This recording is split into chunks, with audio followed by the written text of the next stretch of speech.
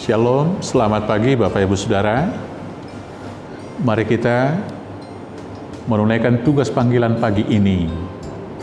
Dan kita dibimbing oleh firman Tuhan untuk melakukan tugas panggilan tersebut.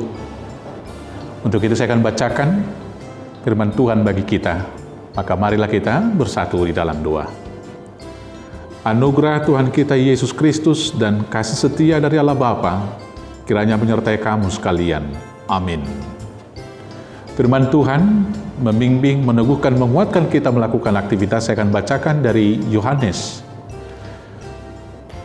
1 Yohanes pasal 1 ayat 7, demikianlah firman Tuhan. Tetapi jika kita hidup di dalam terang, sama seperti Dia ada di dalam terang, maka kita beroleh persekutuan seorang dengan yang lain.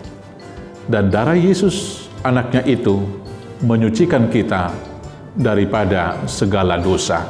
Demikianlah firman Tuhan.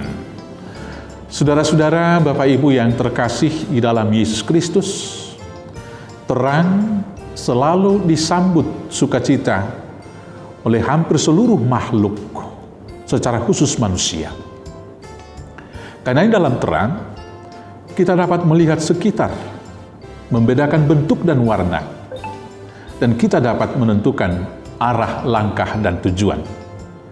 Berbanding terbalik dengan kegelapan. Di dalam gelap kita tidak dapat melihat apa-apa. Kita tidak dapat membedakan warna dan bentuk. Kita tidak dapat dan tidak tahu menentukan arah langkah kita. Setidak-tidaknya dalam melangkah kita harus meraba-raba jalan kita. Dan tentu ini akan menimbulkan ketakutan bagi kita. Maka karena itulah hidup di dalam terang pasti memberikan sukacita. Dan kita sebagai orang yang telah ditebus Kristus, disebut juga sebagai anak-anak terang. Dan anak-anak terang tentunya harus hidup di dalam terang itu sendiri. Bagaimanakah sikap dan hidup anak-anak terang? Di ayat 8 sampai dengan ayat 9 dikatakan di sana, pertama sekali supaya bisa masuk dalam terang itu, kita harus mengaku dosa kita.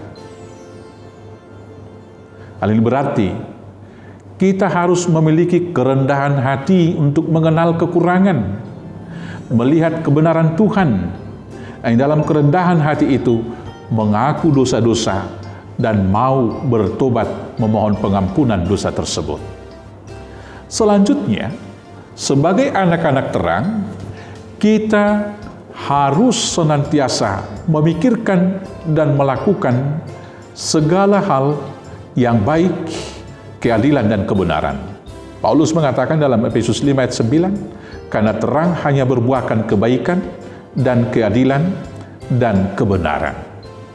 Dilanjutkan di ayat 3-4, di Efesus 5 ayat 3-4 itu, maka anak-anak terang seharusnya menjauhi percabulan, rupa-rupa kecemaran, dan juga keserakahan. Dan juga tidak boleh berkata kotor, berkata kosong, dan berkata sembrono. Ketika kita sudah hidup dalam sikap hidup terang yang demikian, maka dengan demikianlah kita dapat hidup rukun di dalam persekutuan, dan darah Kristus menyucikan, menguduskan kita. Kamu adalah terang dunia.